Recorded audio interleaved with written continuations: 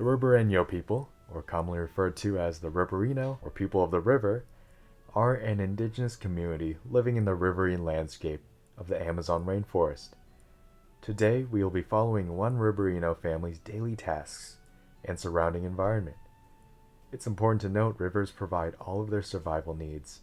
This includes drinking water, bathing water, a place to wash clothes, and as a guide to food, bathroom, and housing needs. Most incredibly is their ability to adapt to the dynamic rhythms of the landscape.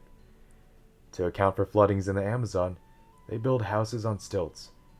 This is to keep houses dry, keep close to food production areas, and keep crocodiles and caimans from entering uninvited. This rich environment around this family also houses a diverse range of animals. Each has found their own niche to live off in the Amazon while also giving back. One example is of the piranha, which eat the fruit of forest trees during floods, which in turn disperses seeds to other locations. This results in the eventual regeneration and continued livelihood of the trees. It's also a good example of why without the fish, the people in turn can't thrive as they have. Each fish and animal contributes to the harmonic balance of the Amazon's resources. They are also a source of food for the communities there. Another example of adapted animals are sloths, which are considered the rainforest's gardeners, cultivating and eating algae on their fur to supplement their diets. They foster a symbiotic relationship with a species of algae found only on sloths and nowhere else.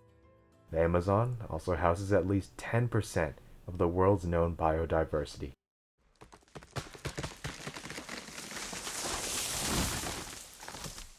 Suddenly, in the distance, a tree slams into the ground, and then another one. Soon, miles of trees have been lost due to logging, illegal mining, and land clearances. Unfortunately, in the Amazon, due to the coronavirus pandemic, there has been a 55% increase in deforestation in the first third of 2020 when compared to the same period last year.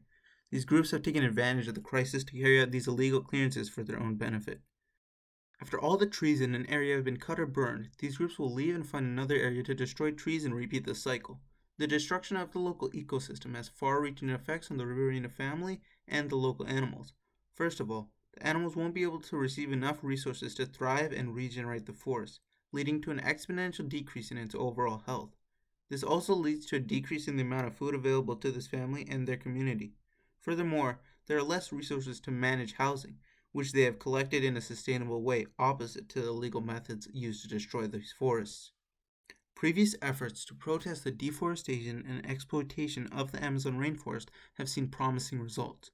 In 1990, indigenous communities in lowland Bolivia coalesced around their shared belief that the state practices and non-indigenous ranchers, loggers, and farmers were damaging their territories and causing them to lose control of how their territories were being used.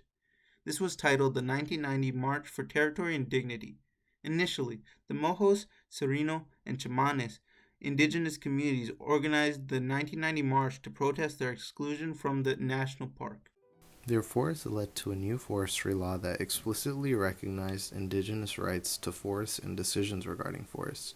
Empowered by unity, cultural understandings of territory, and values that entailed both using and protecting their natural resources, a unified indigenous populace also transformed the practice of forestry throughout Bolivia and propelled Bolivia to become the world leader in sustainable tropical forestry in the 2000s. Learning from this example, if we want to assist the Ribeirinho family we've been following throughout the Amazon in their fight for the health of the rainforest, we need to take collective action. Promote classes such as ESRM 101 between your friends so we can fill gaps in understanding between our urban communities and indigenous communities with their extensive history and knowledge of sustainability. Assist the state and country in leading by example through contacting legislator, promoting eco-friendly policies and laws. Donate to credible nonprofit organizations which work to fight against illegal destruction of the Amazon at the source. We need to take action now before it's too late for the communities and animals there who need our assistance and for the Amazon rainforest which has given us inspiration.